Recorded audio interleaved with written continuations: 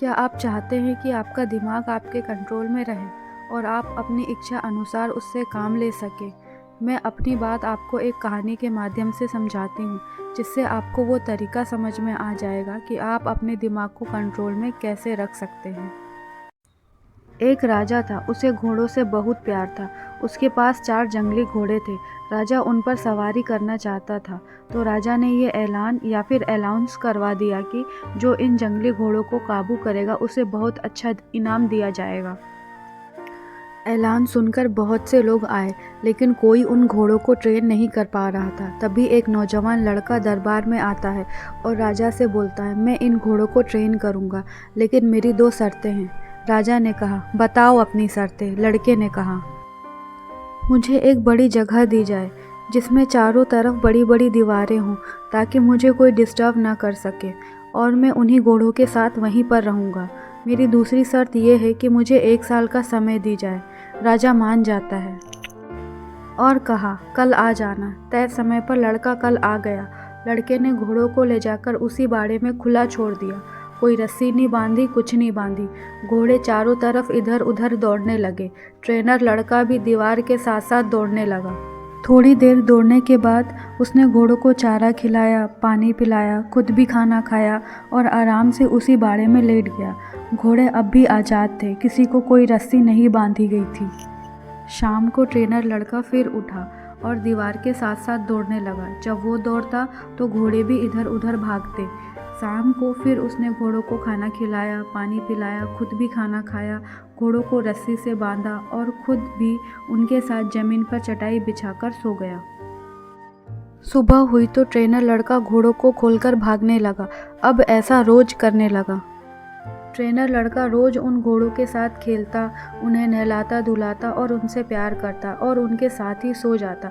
Trainer लड़का उन घोड़ों को दिन में खुला छोड़ता। धीरे धीरे घोड़ों को लगने लगा कि ट्रेनर लड़का उनका दोस्त है, क्योंकि जब से वो ट्रेनर आया था चारों घोड़े आज़ादी महसूस करने लगे थे। ऐसा करते करते अब 6 महीने हो चुके थे। तभी राजा भी घोड़ों को देखने आया। उसने देखा कि घोड़े और ट्रेनर दोनों भाग रहे हैं। देखकर संतुष्ट हो गया और राजा चला गया कि घोड़ों की ट्रेनिंग अच्छी हो रही है। घोड़े भी अब ट्रेनर को प्यार और पसंद करने लगे थे। जब पूरा 1 साल पूरा हो गया तब राजा को सूचना पहुंचाई गई कि घोड़े अब बिल्कुल तैयार हैं। राजा खुशी खुशी ट्रेनर के पास गया। जब राजा आया तो ट्रेनर ने चारों घोड़ों को बारी बारी लगाम डालकर उन पर सवारी करके दिखाया। सभी घोड़े आराम से बाड़े के किनारे किनारे दौड़ लगाने लगे। किसी घोड़े ने ट्रेनर को गिराने की कोशिश नहीं करी। राजा ने पूछा, तुमने ये कैसा किया? ट्रेनर लड़के ने बोला, पहले मैं इनके साथ रहकर इनको आज़ादी देकर इनका दोस्त बन गया। मैंने घोड़ों का भरोसा हासिल किया। फिर मैं इनके साथ दौड़ता था तो ये भी मेरे साथ साथ दौड़ने लगे। फिर मैंने धीरे धीरे इनके पीठ पर काठी रखने की कोशिश की। पहले तो ये इसे गिरा देते थे, फिर धीरे धीरे ये सीट को लेकर दौड़ने लगे। फिर जब घोड़े खड़े रहते तो मैं इनके ऊपर बैठ जाता। कुछ देर बैठता, फिर उतर जाता। फिर जब ये मुझे पीठ पर बैठाने लगे तो मैं इनकी पीठ पर बैठकर इनको दौड़ाने लगा। अब रिजल्ट आपके सामने है। राजा ट्रेनर से खुश हुआ और उसे उपहार के तौर पर बहुत सारे सिक्के दिए और उसे हमेशा के लिए नौकरी पर भी रख लिया।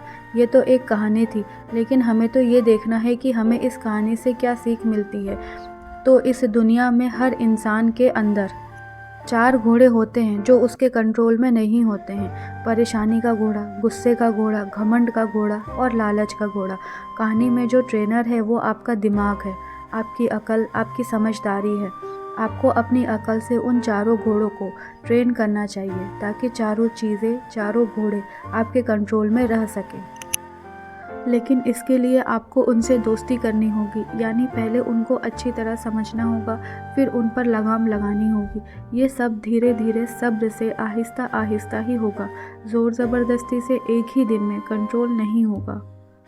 सबसे पहले बात करते हैं परेशानी की, ओवर थिंकिंग की। तो परेशान होना किसी मसले का हल नहीं। अगर आपके लाइफ में कोई प्रॉब्लम आ गई है तो ठंडे दिमाग से समझने की कोशिश करनी चाहिए। उस पर आराम से गौर फिक्र करना चाहिए। थोड़ा समय देकर अपना ध्यान केंद्रित करके उस प्रॉब्लम के सॉल्यूशन पर ध्यान देना चाहिए। फिर तभी आपको उस परेशानी का हल मिलेगा। दूसरे नंबर पर है गुस्से का घोड़ा। गुस्सा करने से किसी का नुकसान हो या ना हो, अपना नुकसान तो ज़रूर होगा। कुछ बातों पर, कुछ चीज़ों पर तो गुस्सा आ ही जाता है। जैसे कोई आपकी इंसल्ट करे या आपके साथ कोई गलत व्यवहार करे या अत्याचार करे तो गुस्सा आना बनता है।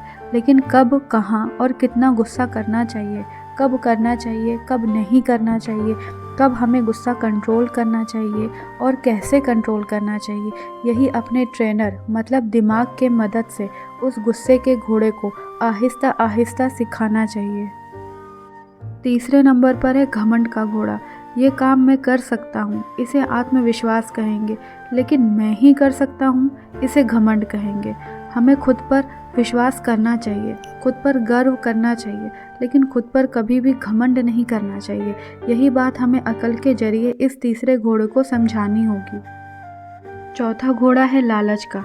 लालच अगर ज्ञान पाने का हो तो अच्छा है, लेकिन अज्ञानता का हो तो बुरा है। लालच अगर सही तरीके से पैसे कमाने का हो तो अच्छा है, लेकिन अगर लालच जल्दी से गलत तरीके से कमाने का हो तो बुरा है।